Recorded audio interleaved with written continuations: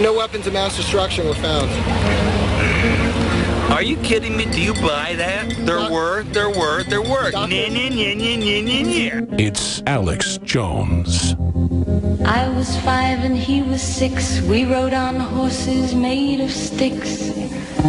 He wore black and I wore white. Come on, let us shoot. He would always Blair. win by bang, bang. He shot me down, bang, bang. Hey, I need to get the brass to drop ramps. I got a wounded girl. We need to take the rest of mine. Oh, it's their fault for bringing their kids to a battle. That's right. The main reason we went into Iraq at the time was we thought he had weapons of mass destruction. It turns out he didn't, but he had the capacity to make weapons of mass destruction. But I also talked about the human suffering in Iraq.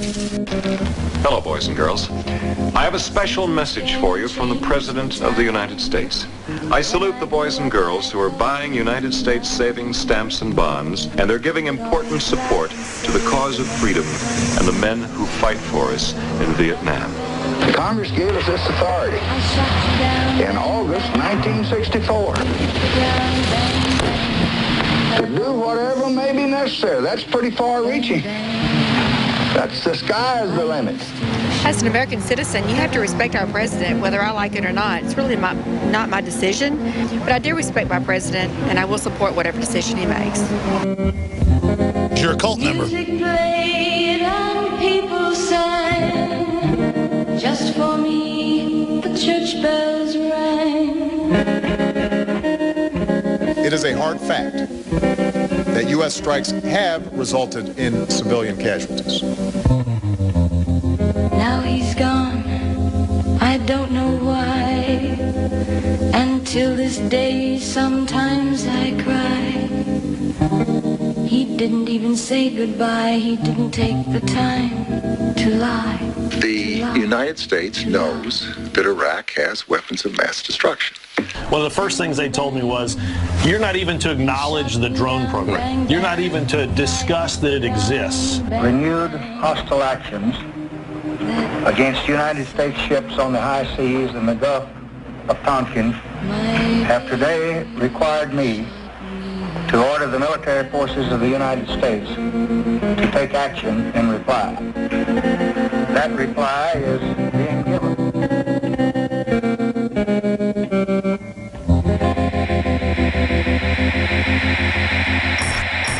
Well, Jakari Jackson's quite the artiste when it comes to video presentations. Very touching. I guess he wants to give Darren McBreen a run for his money around here, or Rob Jacobson, or Josh Owens, or Rob Dew. Well, what an incredible team, or Marcos Morales. We just have such a great team. I didn't even list them all when it comes to video. But they all love liberty, and it's such a blessing to build a team like this.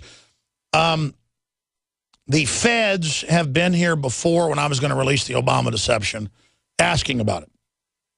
But they gave me a gag order, so I couldn't say why they were here. I could have fought it, but people then, the usual suspects, said it was a lie, the FBI wasn't here. And, of course, it later came out in the Associated Press they were.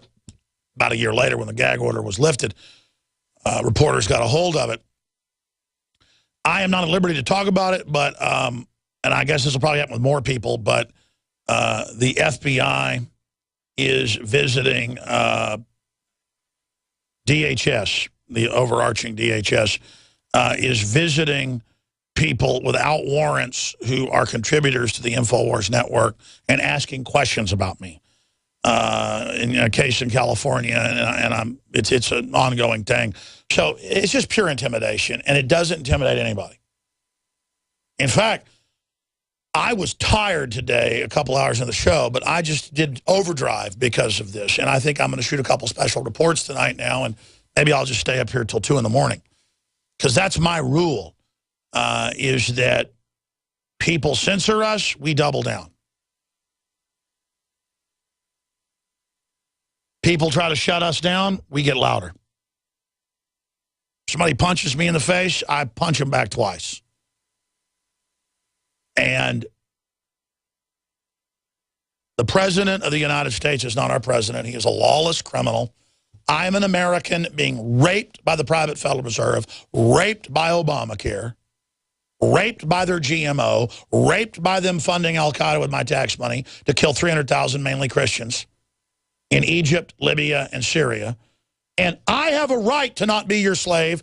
I have a right to not be urinated on by you and your minions who hate me. While you fly around in your jets and your red carpets telling poor Africans they can't have air conditioning or a car because they're bad, they should feel guilty. A, you don't understand science, but you do. You want them to be poor and accept being poor. But if you did believe that crap, you wouldn't be such a giant consumer like all of you hypocrites. You people are a bunch of criminal con artists with fancy PR. But what happens when people don't buy your fancy PR, no matter how much perfume you put on it? It's still a hog. A big, ugly, rotting, stinking carcass of a hog.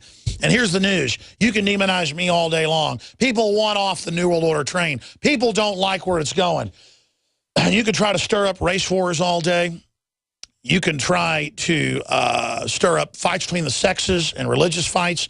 You can fund destabilization all over the world. You can say our veterans are crap and cut off their VA care and try to euthanize them or psyop them and tell them they're mentally ill and try to put them on drugs.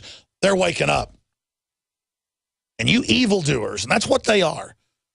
They love doing evil. They love inventing evil. They want to teach kids 2 + 2 = 5.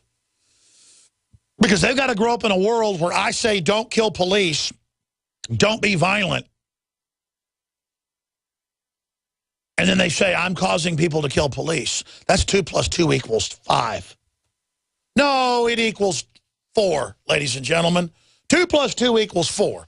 2 + 2 = 4. 2 + 2 = 4. 2 + 2 = 4. 2 + 2 = 4. They hate that. It's like Bill Murray in Ghostbusters where he's tapping on the piano. He goes, oh, they hate that. That's a joke. I'm not joking when I say they hate that. These bogies, these boobies, booby doesn't mean an idiot like you think. That's the popular parlance. It means a pirate, a China Sea pirate. And the globalists are beyond boobies. Your classic pirates of the world were just robbing other merchant navies that were pirates in their own right in many cases. It was men against men. You could admire pirates to a certain extent if you actually study them. Some of the pirates of the Caribbean, things like that.